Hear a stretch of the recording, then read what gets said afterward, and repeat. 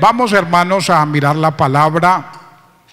Abrimos nuestras Biblias en Isaías capítulo 40. Gloria al Señor, aleluya. Mientras buscamos la cita bíblica, podemos alabar y bendecir el nombre de nuestro Dios. Isaías capítulo 40. Es un pasaje muy conocido por todos nosotros.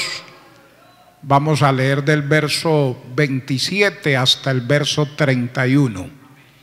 Isaías capítulo 40, verso 27 al verso 31.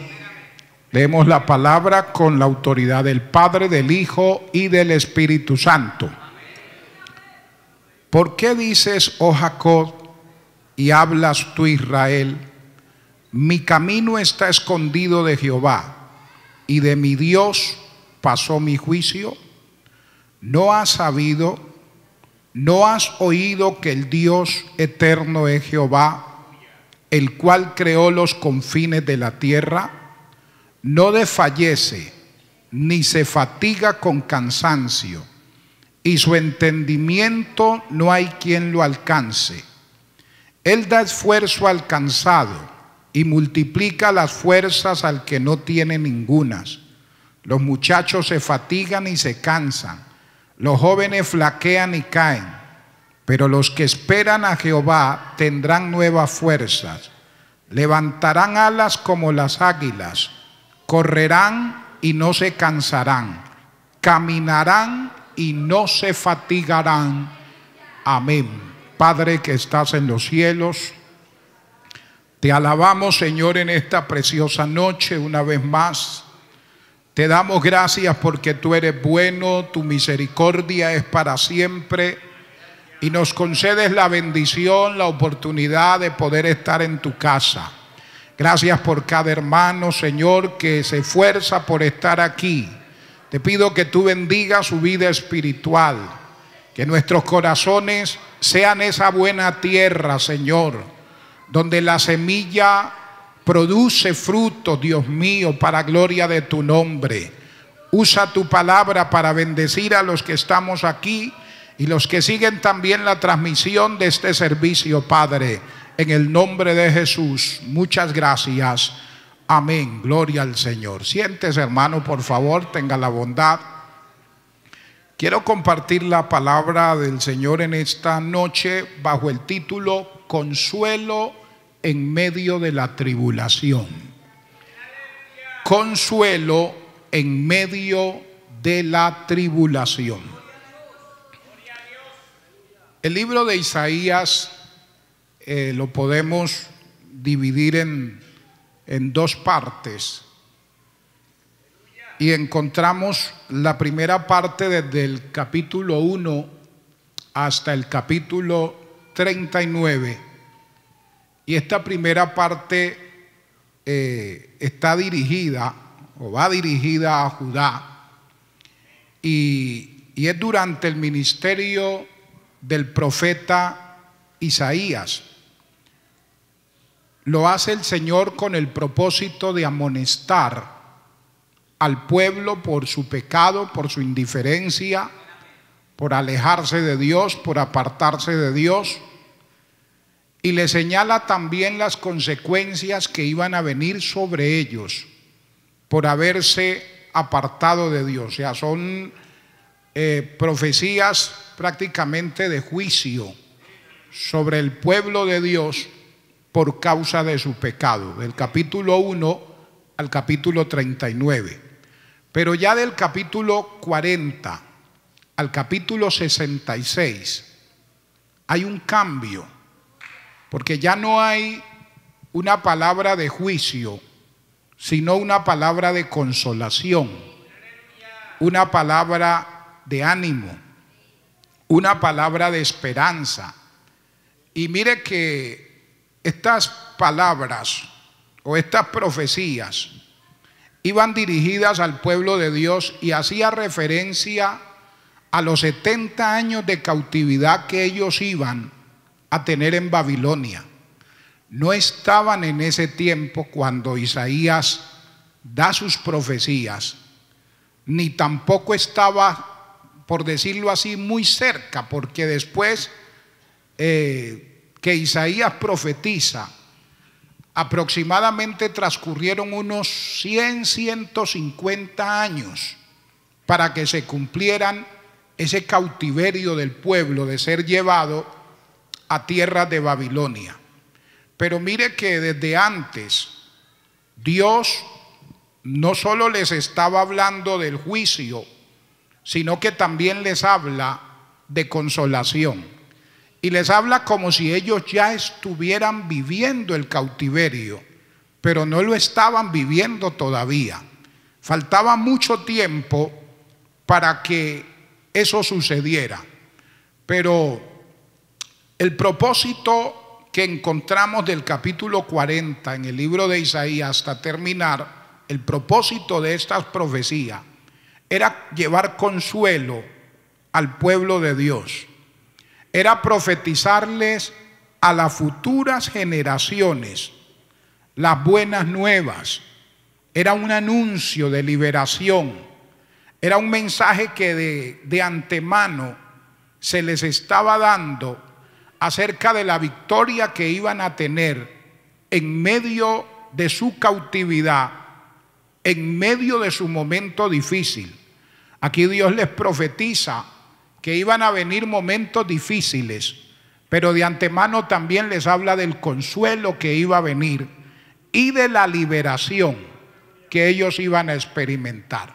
Así que de estos versos que hemos leído, del verso 27 al 31, o muchos capítulos más, pudiéramos decirlo así, podemos encontrar algunas cosas muy importantes. Primero, este pasaje nos habla de tribulación, nos habla de crisis, nos habla de problema, nos habla del cautiverio que se aproximaba sobre la nación, sobre el pueblo de Dios por causa de su pecado. Mire que esto el profeta Isaías ya se lo había profetizado también al rey Ezequiel. Usted sabe que Ezequiel, después que Ezequías convalece de su enfermedad, vienen mensajeros de Babilonia a visitarlo, y él pues cortésmente le muestra todo su reino, su fuerza, su poder, su armamento. Luego viene el profeta Isaías y le dice quiénes son las personas que han venido a ti, y él pues le comenta y le dice: y le he mostrado todo, no ha quedado algo en mi casa que no les haya sido enseñado. Y luego, con base a lo que Ezequías le dice a Isaías, mire lo que le dice el profeta en el capítulo 39 de Isaías, del verso 3 al verso 7.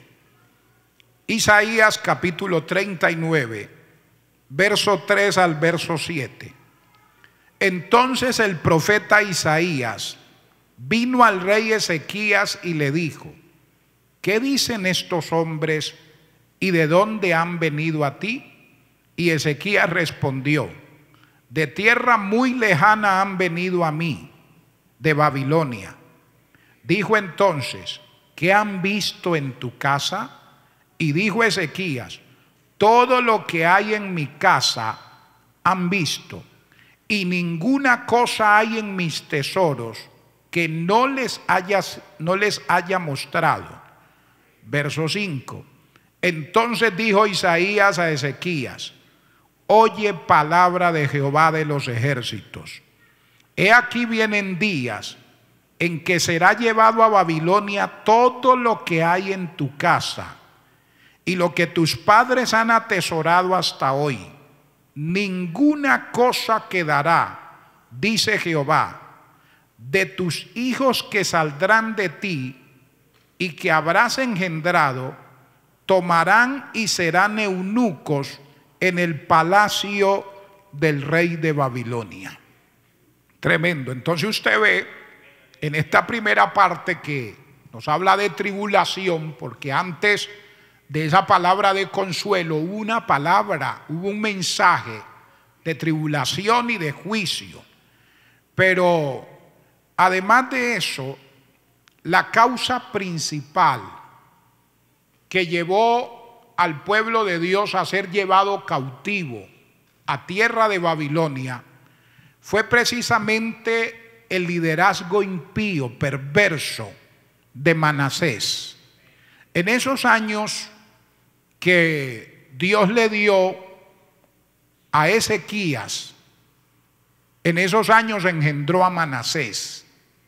Lamentablemente Manasés no siguió el camino de sus padres, no siguió el ejemplo de su padre. Se convirtió en un rey perverso, en un rey impío. Se dedicó a hacer todo lo que iba en contra de Dios y de su palabra. No tomó en cuenta las enseñanzas de su padre y se pervirtió al extremo y corrompió de la misma manera al pueblo de Dios.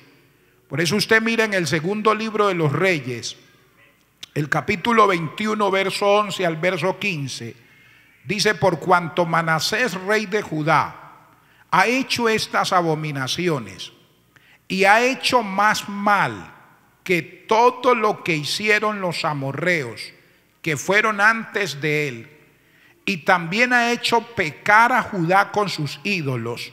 Leemos el verso 12: por tanto, así ha dicho Jehová, el Dios de Israel: he aquí yo traigo tal mal sobre Jerusalén y sobre Judá, que al que lo oyere le retiñirán ambos oídos.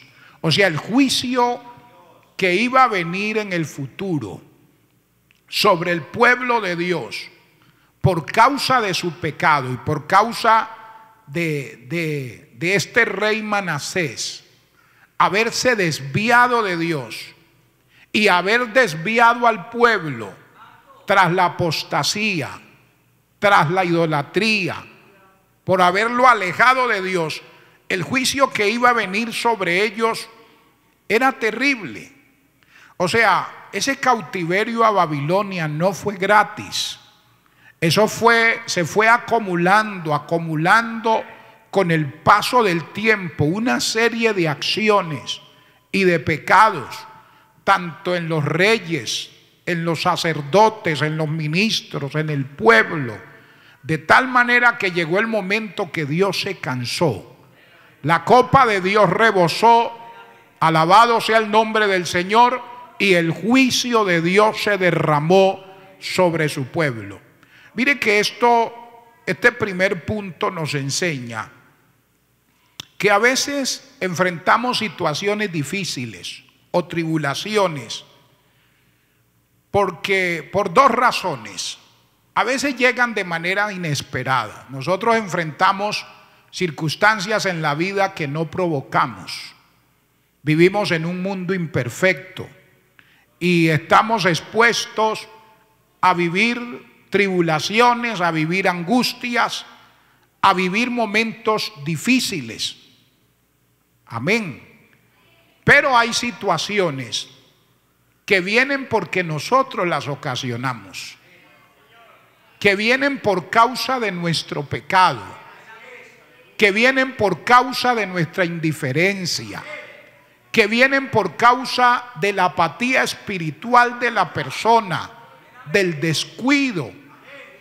Mirábamos en estos días en una enseñanza, un lunes, el caso de Jonás, y hablábamos de estas tormentas que a veces llegan, y mirábamos el caso cuando el Señor le dice a los discípulos: pasemos al otro lado, y él iba en la embarcación y se durmió, y dice que de repente, de manera inesperada, hubo una tormenta, una tempestad, y ya nosotros conocemos el resto de la historia. El Señor obró un milagro y hubo bonanza tanto en el mar, en el viento, y todo estuvo tranquilo. Pero el caso de Jonás, ahí encontramos otra tempestad. Y cuando los marineros agotaron todos los recursos y luego despiertan a Jonás, que estaba durmiendo, porque era el único que podía dormir cuando los otros estaban desesperados. Era el único que podía estar tranquilo mientras los otros estaban en angustia. Alabado sea el Señor.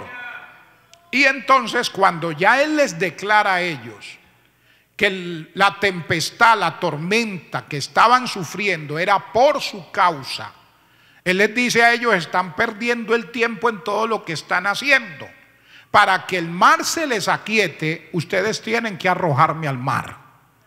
Dice: porque yo sé que por mi causa ha venido este mal, ha venido esta tormenta, ha venido esta tempestad. Entonces mire que él era consciente que era su pecado, que era su desobediencia, que era su descuido espiritual lo que estaba ocasionando esa tormenta en ese momento. Entonces mire que Dios le habla al pueblo y usa al profeta Isaías y a otros siervos suyos para amonestar al pueblo, para decirle al pueblo que se apartara de su mal proceder. Ellos no prestaron atención y como consecuencia iban a sufrir, iban a experimentar momentos muy difíciles, muy duros. Pero a pesar de todo eso, del capítulo, como hemos dicho, del capítulo 40 hasta el 66, todo cambia. Porque ahora hay un mensaje de consolación, hay un mensaje de esperanza. O sea, a pesar de que ellos le habían fallado a Dios, y por causa de haberle fallado a Dios, iba a venir juicio sobre ellos. Mas sin embargo, Dios, en su infinito amor y en su misericordia, también les habla de consuelo a las futuras generaciones, que no siempre iban a estar en cautividad, que no siempre iban a estar en ese mal, que no siempre iban a estar en esa crisis, que no siempre iban a estar en ese problema, que iba a llegar un momento cuando ellos disfrutaran también de la bendición de Dios en medio de esa tribulación. Y por eso usted ve que en el capítulo 40, el verso 1, comienza este capítulo diciendo: consolaos, consolaos, pueblo mío, dice vuestro Dios. O sea, comienza este capítulo con una palabra de consuelo. El cautiverio de Judá se anunciaba como si se estuviera viviendo ya. De hecho, si usted y yo leemos este libro y no le prestamos mucha atención, pareciera que ellos estuvieran ya en el cautiverio, pero no estaban en el cautiverio. Dios les estaba anunciando que iban a entrar en el cautiverio, pero también les estaba anunciando que iban a salir del cautiverio. Les estaba anunciando que iban a tener dificultad, que iban a estar en tribulación, pero también les hablaba de consuelo, les hablaba de liberación, les anunciaba, así como el juicio parecía una realidad presente, el consuelo también era una realidad presente. Bendito sea el Señor. Mira, hermano, Dios permite en su pueblo la tribulación, permite la angustia, permite la dificultad, permite la necesidad, pero también Dios anticipa la victoria, anticipa la salida, muestra una puerta, una salida al problema. O sea, Dios permite la dificultad, pero acompañada de esa dificultad viene la solución a esa dificultad. Viene la victoria para esa dificultad, viene la respuesta de Dios para ese problema y para esa necesidad. Bendito sea el Señor. Mire que en la primera carta a los Corintios, el capítulo 10, verso 13, que es un pasaje muy conocido por todos nosotros, dice: no os ha sobrevenido ninguna tentación que no sea humana, pero fiel es Dios, que no os dejará ser tentado más de lo que podéis resistir, sino que dará también juntamente con la tentación la salida para que podáis soportar. Mire que el apóstol le dice a los hermanos: a ustedes no les ha venido una tribulación, un problema que ustedes no lo puedan manejar. O sea, no os ha sobrevenido ninguna tentación que no sea humana, que se salga del límite y del poder que ustedes tienen para manejar esa situación. O sea, no es una cosa de otro mundo. Sea lo que sea que Dios permita en nosotros, Dios sabe que usted y yo podemos con eso. Sí, dice: pero fiel es Dios, que no os dejará ser tentado más de lo que podéis resistir. O sea que cuando yo estoy en medio de una adversidad, debo confiar en la fidelidad de Dios.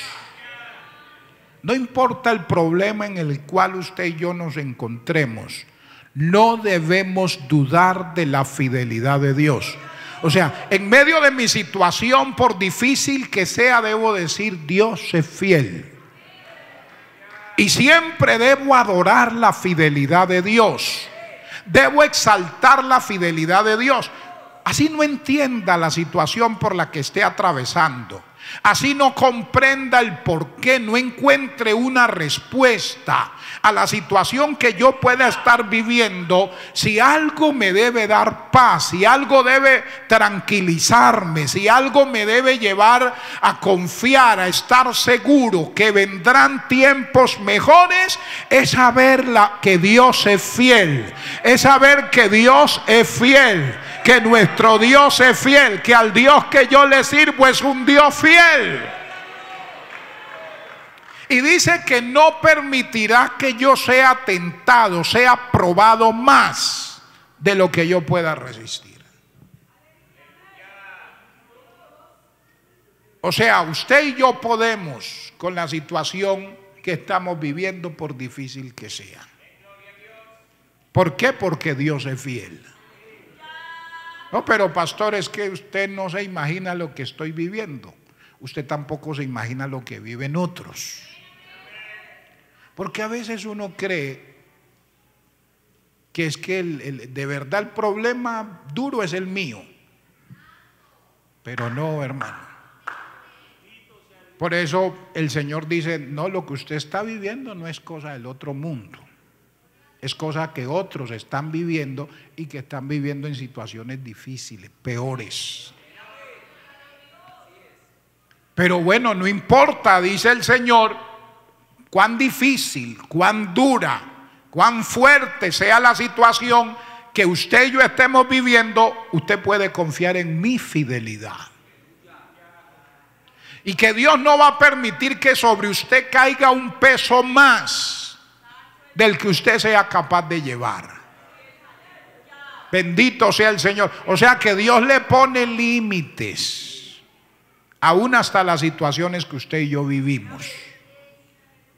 Se ve que Satanás fue delante de Dios y a acusar a Job. Y después de Dios hablarle de la fidelidad de Job, y Satanás argumentarle que Job le servía por lo que Dios le daba, Dios le dijo: le voy a demostrar que él me sirve porque me ama y no por lo que yo le doy. O sea, él no me sirve por las cosas que yo le doy, me sirve porque me ama. Ahí está, le dijo: todo lo que tiene está en tus manos. Pero usted ve que Dios le puso límite. Le dijo: eso sí, a él no me lo toque. Cuidadito con él. Y usted ve que Satanás sale con hambre, porque le tenía unas ganas a Job y a las cosas que él tenía. O sea, había una ansia en él de destruirlo, de desaparecer a Job, pero no lo había podido hacer. Ahora cuando Dios le abre espacio, dice, este era el momento. Y sale con toda su furia y arrasa, hermano, con todo lo que él tiene. Y luego espera un despropósito de pronto de este hombre de Dios, y lo que ve es que en medio de su tristeza se humilla delante de Dios y dice, desnudo salí del vientre de mi madre, desnudo volveré allá. Jehová dio, Jehová quitó, sea el nombre de Jehová bendito. Oye, qué cosa tremenda. Tremendo. Alabado sea el Señor. Y luego usted sabe todo. Luego se presenta otra vez y parafraseando, le dice Dios, ¿cómo le fue? Y usa otro argumento y le dice, la persona con tal de conservar su vida, da lo que sea. O sea, terrible. Queriéndole decir, usted a él no lo tocó. Usted tocó a sus posesiones y tocó su familia. Pero él está intacto, pero tóquelo a él para que vea. Le dijo Dios, vuelve. Y le puso límite otra vez. Dijo, ahí está, pero cuidadito, me lo mata. El diablo no quiere jugar con usted, hermano. El diablo lo quiere matar. El diablo quiere destruir su vida. El diablo le ha puesto un precio a su cabeza. Le ha puesto un precio a mi cabeza. Él brincaría con sus demonios, saltaría, celebraría. Para él sería una fiesta, y es una fiesta cuando logra derribar a un hijo de Dios, a una hija de Dios, cuando logra apartar a alguien de la comunión con Dios y alejarlo de sus caminos. Esos son los mejores éxitos, triunfos para él. Bendito sea Dios. Pero conocemos toda la historia, sabemos cómo Job pudo mantenerse, pudo ser fiel, pudo guardarse para Dios, pudo demostrar que su dedicación a Dios no tenía nada que ver con lo que Dios le había dado. No, era una relación con Dios tan profunda, hermanos, que cada vez que uno lee ese libro, hermanos, uno dice, Padre Celestial. O sea, para mí ese libro es maravilloso. De hecho, su tema central es ¿por qué sufren los justos? Porque aquí es un justo sufriendo. Un hombre íntegro, porque a uno se le pierde una moneda de 1000 y dice, Señor, ¿pero por qué? Si yo voy a culto, yo soy fiel, yo diezmo, yo ofrendo. ¿Por qué se me murió el pollo? ¿Por qué murió el gatico? Y hay o sea, uno le reclama a Dios cuando considera que ha perdido algo y Dios debió haberlo cuidado. O cuando uno enfrenta una calamidad, una situación difícil, uno va a Dios a decirle en cierto sentido, ¿por qué? Y queremos que Dios nos dé explicación de todo. Isaías pelea con Dios cuando Dios castiga a Usías con lepra y termina Usías muriendo. Isaías, hermano, habla con Dios y era como una pelea. ¿Por qué? Se muere el rey.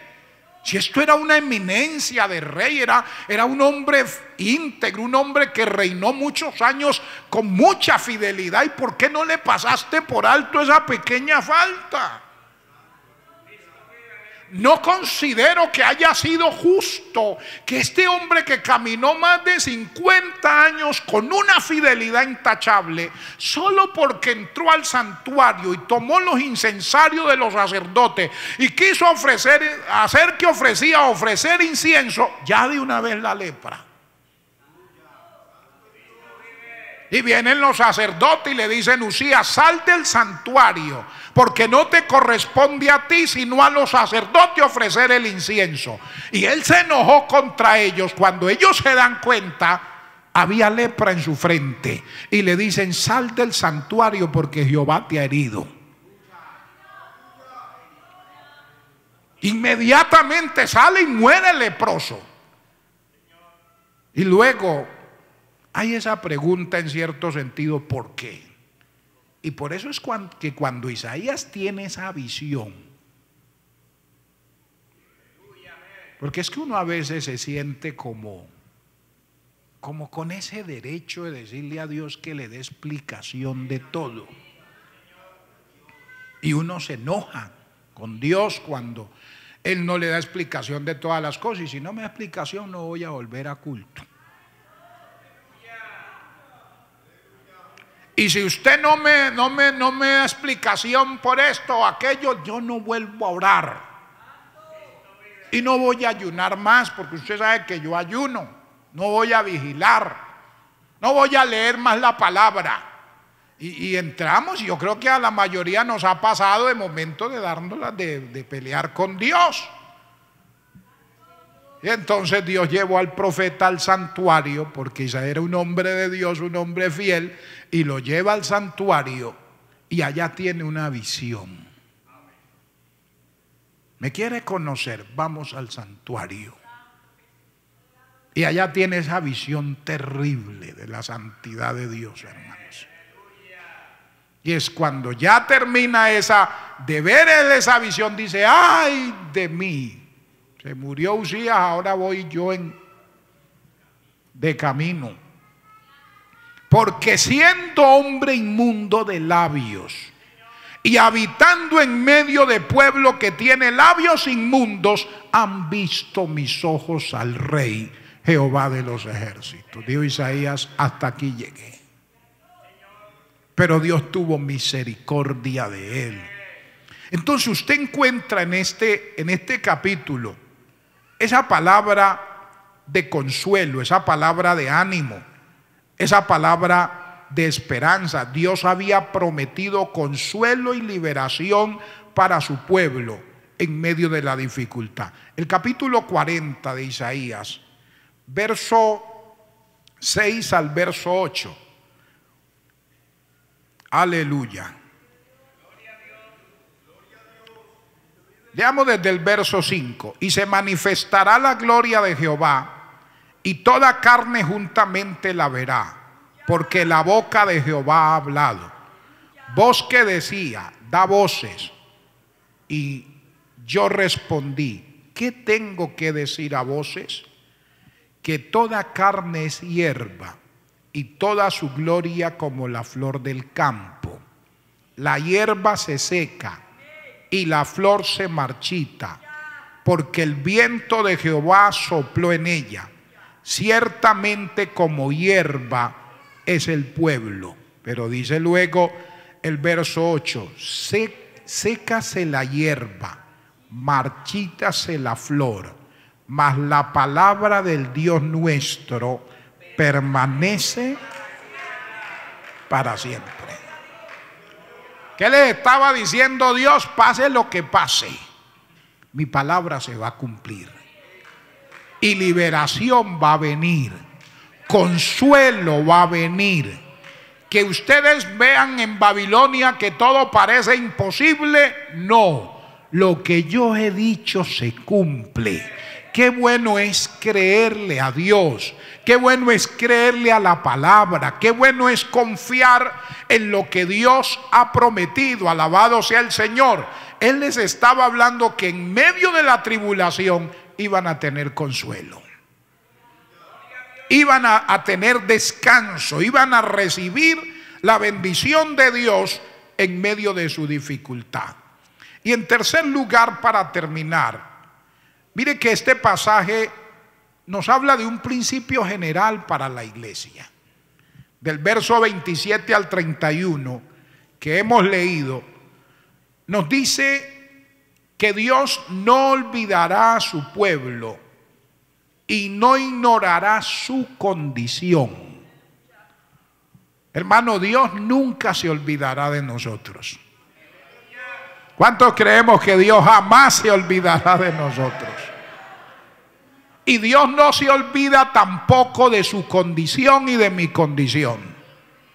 Dios no se olvida de mi problema ni se olvida de su problema. Dios no se olvida de su situación y no se olvida de la situación que podamos estar viviendo. Miren lo que dice el verso 27 del capítulo 40. ¿Por qué dices, oh Jacob, y hablas tú, Israel? ¿Qué decían? Mi camino está escondido de Jehová, y mi Dios pasó mi juicio. O sea, Dios se olvidó de mí. Dios se olvidó de mi situación. Dios se olvidó de mi problema. Dios se olvidó de la circunstancia que estoy viviendo, y Dios no se olvida. Y Él les reclama y dicen que porque ellos decían, alabado sea el Señor, y hablas tú, Israel, mi camino está escondido de Jehová, y de mi Dios pasó mi juicio. O sea, mi situación para Dios no es conocida. A Dios no le interesa la situación que yo estoy viviendo. A Dios no le interesan mis problemas, mis necesidades, mis lágrimas, mis luchas, mis batallas. Claro que a Dios le interesan sus problemas.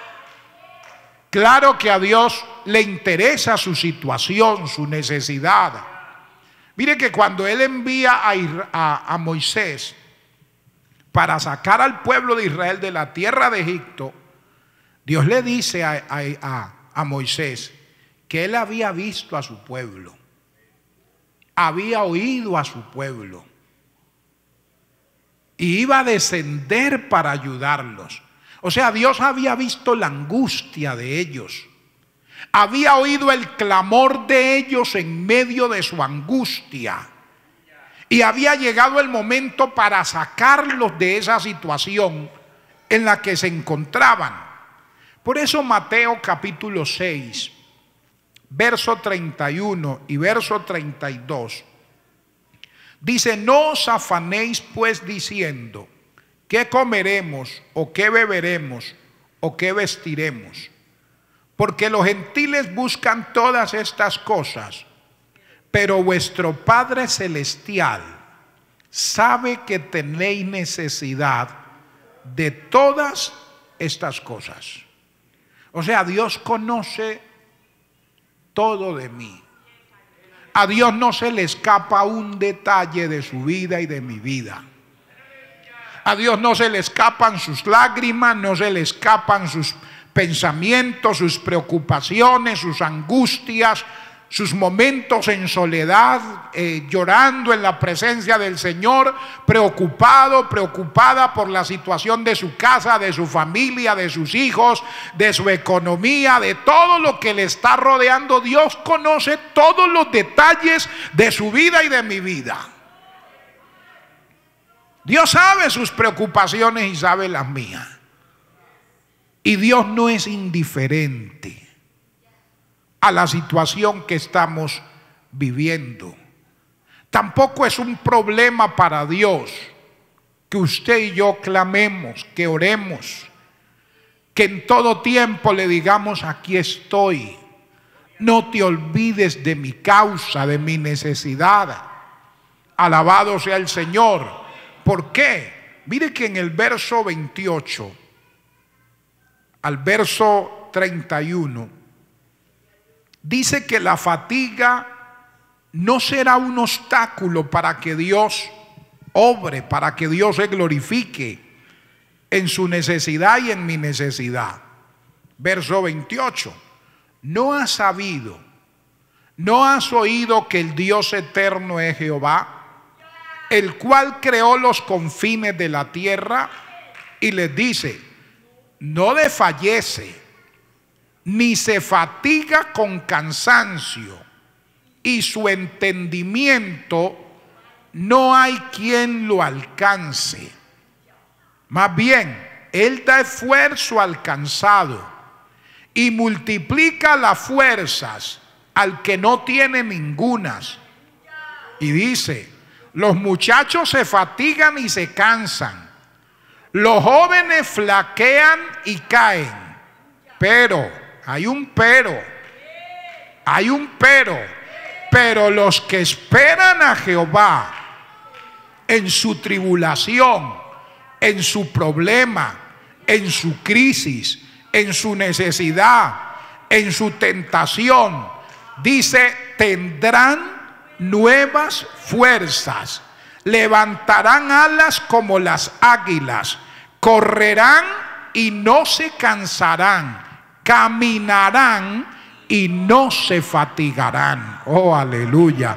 Démosle una ofrenda de aplauso a nuestro Dios. Aleluya. ¿Cuál es el principio general que encontramos aquí para nosotros como iglesia? Que cuando el creyente espera con paciencia y busca a Dios en oración, Dios lo bendice con fortaleza en medio de cualquier tribulación, en medio de cualquier problema. Mire, Dios lo que está diciendo: usted no se preocupe, búsqueme. Usted no se preocupe, espere en mí. No importa la situación que esté viviendo, no se olvide que a mí el cansancio no me afecta. Eso no me va a impedir que yo actúe. La fatiga no me va a impedir que yo actúe. El cansancio no me va a detener. El sueño no me va a detener. Lo que los fatiga y los detiene a ustedes, eso en mí no hace mella, eso a mí no me afecta. Todo lo contrario, si ustedes esperan en mí, más bien yo les voy a dar fuerzas al cansado. Voy a multiplicar la fuerza del que no tiene ninguna. Alabado sea el nombre del Señor. Y usa y dice, mire, los muchachos se fatigan, se cansan, los jóvenes flaquean. Miren lo más fuertes. En medio de una crisis se pueden debilitar. No importa cuán fuertes seamos, pueden llegar situaciones a nuestra vida que nos pueden llevar a flaquear, que nos pueden debilitar, que pueden robarnos la fuerza. Alabado sea el Señor. Pero el Señor está diciendo: si usted es paciente, si usted aprende a esperar en mí, en medio de la prueba, usted va a recibir mi fuerza. O sea, pueda que Dios permita que por un tiempo estemos atravesando por un desierto, estemos atravesando por un camino lleno de espinas, estemos atravesando por un camino difícil. Pero en medio de ese camino difícil, Dios nos va a dar nueva fuerza. Dios nos va a renovar. Cuando estemos perdiendo la fuerza, Él dice: fulano en el desierto se está quedando sin fuerza. Entonces aquí hay un toquecito de fuerza y nos va a dar fuerza. Pero va a llegar un hermano en medio del desierto que va a decir: yo no tengo poca fuerza, es que no tengo fuerza, ya quedé sin fuerza. Entonces Dios, que es experto de hacer cosas grandes de la nada, entonces aquel que no tiene fuerza lo va a tocar y le va a multiplicar las fuerzas para que siga adelante. Hermano, usted y yo no nos podemos detener. Si usted y yo estamos sin fuerza, la fuente de la fortaleza es Dios. Y si hemos perdido toda la fuerza, Dios es experto de la nada hacer cosas grandes y cosas extraordinarias. Dios puede obrar milagros en nuestra vida para que no nos detengamos. Alabado sea el Señor. Dios le está diciendo a ellos: mi presencia va a estar con ustedes para que no se detengan, para que no los detenga el cansancio, la fatiga, para que nada los debilite. A su nombre sea la gloria. Oh, qué bueno es el Señor. Mire lo que dice la segunda carta a los Corintios, un pasaje muy conocido también, el capítulo 12, versos 7 al 10. La experiencia del apóstol Pablo. Y para que la grandeza de las revelaciones no me exaltase desmedidamente, me fue dado un aguijón en mi carne, un mensajero de Satanás que me abofetee, para que no me enaltezca sobremanera. Respecto a lo cual 3 veces he rogado al Señor ¿Qué le había dicho al Señor? Quíteme este problema, quíteme esta situación, sáqueme de esta crisis. ¿Y qué le había dicho el Señor? Verso 9.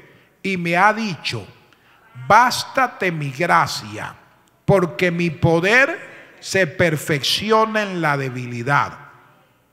Por tanto, de buena gana me gloriaré más bien en mis debilidades, para que repose sobre mí el poder de Cristo. O sea, cuando él entiende que Dios estaba permitiendo ese aguijón para que él se mantuviera humilde, sencillo en la presencia de Dios, con una dependencia total de Dios, ese aguijón lo iba a hacer aterrizar, le iba a hacer poner los pies en la tierra, le iba a decir: oye, Pablo, no te olvides que eres de carne y hueso, que eres un ser humano, que es la gracia de Dios en usted lo que marca la diferencia. Era la gracia de Dios lo que marcaba la diferencia, y fue lo que entendió Sansón cuando le dijo a Dalila: no, si me llegan y me cortan el pelo, seré como los demás hombres. O sea, era la gracia de Dios lo que lo hacía diferente. Hermano, es la gracia de Dios lo que marca la diferencia en su vida y en mi vida con relación a las personas que no conocen a Dios. Es su gracia en nosotros. La esperanza de gloria es su misericordia en nosotros. Entonces, cuando Pablo entiende que era necesaria esa tribulación para que el poder de Dios se manifestara en él, dice: ah, no, de ahora en adelante, en vez de quejarme de mi problema, voy a adorar a Dios y le voy a dar gracias a Dios, porque cuando soy débil, cuando siento que no puedo más, cuando siento que no soy capaz, cuando considero que no puedo seguir adelante, viene la fortaleza de lo alto y me da ánimo, me da fuerzas para continuar, para seguir adelante. Alabado sea el Señor. Hermano, Dios esperaba que su pueblo fuera paciente, y por eso les había anunciado y les había dado promesa para que ellos esperaran. Iban a estar en situaciones difíciles, pero tenían la esperanza de que Dios un día los iba a sacar de ese lugar. Un día Dios iba a venir. Ellos tenían que esperar la promesa que Dios les había hecho de su venida para terminar con su cautiverio y para llevarlos a la tierra que Él les había prometido y que habían perdido por causa de su pecado. Jeremías 29, 10 al 12 y terminamos. Porque así dijo Jehová: cuando en Babilonia se cumplan los 70 años, ¿qué dijo? Yo os visitaré y despertaré sobre vosotros mi buena palabra, para haceros volver a este lugar. Porque yo sé los pensamientos que tengo acerca de vosotros. Esta es una palabra de Dios para usted, hermano. Esta es una palabra de Dios para usted, hermana. Es una palabra de Dios para esta hermosa iglesia de la Concordia. Es una palabra de Dios para usted, hermano, hermana, que escucha esta enseñanza en esta noche. Dice el Señor: porque yo sé los pensamientos que tengo acerca de vosotros, dice Jehová, pensamiento de paz y no de mal, para daros el fin que esperáis. Entonces me invocaréis y vendréis y oraréis a mí y yo os oiré. Hermanos, de la misma manera, al igual como el pueblo debía esperar la promesa de la venida de Dios para visitarnos y sacarlos de esa crisis, el Señor nos ha prometido que un día también vendrá por nosotros. No solo ha prometido ayudarnos, un día vendrá por nosotros para sacarnos de este desierto y llevarnos a su maravillosa presencia. Usted y yo no podemos perder de vista la venida del Señor. No podemos perder de vista el regreso de Cristo por su iglesia. No permita que nada, hermano, nada le entretenga, le distraiga. Que nuestra mirada siempre puede estar fija en el regreso del Señor, a buscar a un pueblo que le espera. Consuelo en medio de la tribulación. No importa cuál sea su tribulación, Dios ha prometido ayudarle. Y Dios ha prometido consolarle. Vamos a estar de pie, por favor. Aleluya, Padre. Qué bueno eres, Señor, te adoramos. Adore a Dios un momento con sus palabras. Usted no está solo, no está sola en medio de su tribulación. El Señor está con usted para ayudarle. Pueda que en el momento no entienda, no comprenda el por qué, no tenga una respuesta. Pero Dios tiene una salida para su situación, para su problema. El salmista dijo: pacientemente esperé a Jehová. Si usted y yo aprendemos a esperar en la ayuda de Dios, Dios nos va a mostrar la salida. Dios nos va a abrir puertas. Dios nos va a ayudar. Pero mientras esa puerta se abre, usted va a recibir fuerzas nuevas en medio de su problema. Usted va a recibir fortaleza de Dios para poder resistir. Usted va a recibir fuerza de Dios para perseverar, para continuar, para seguir adelante, para no desmayar, para no quedarse en la mitad del camino. Aleluya. Oh, mi alma te alaba. Dios ha prometido ayudarnos. Dios ha prometido no desampararnos.